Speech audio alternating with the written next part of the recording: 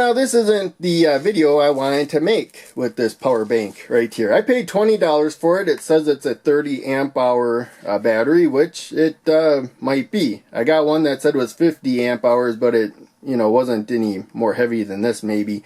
And I figured out that the power I got out of it is probably about 26 amp hours. And but you lose some power in the conversion. It's the battery capacity, not the output power in watts. But in any case, as you can see there, this was not open when I received it. It was like 77%, and we can look at it's 100% charged right now. And so I charged it, like 25 more percent. And it was 100% for probably well over 24 hours. I just left it a long time.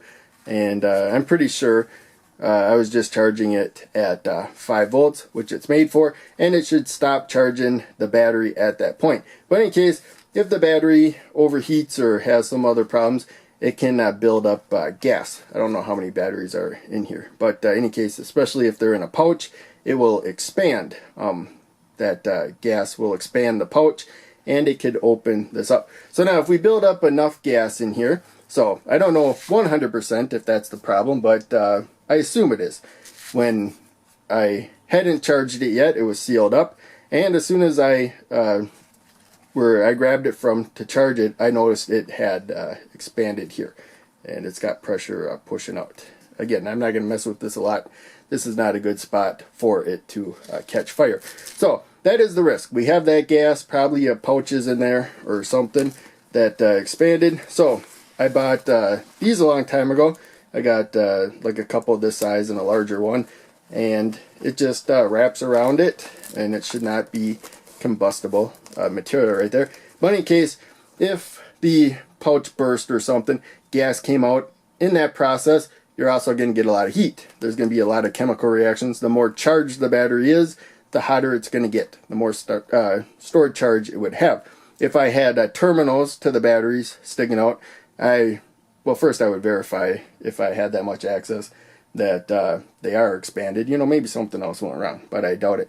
But in any case, if I had battery terminals exposed, I would use a resistor to completely discharge the battery, 100%.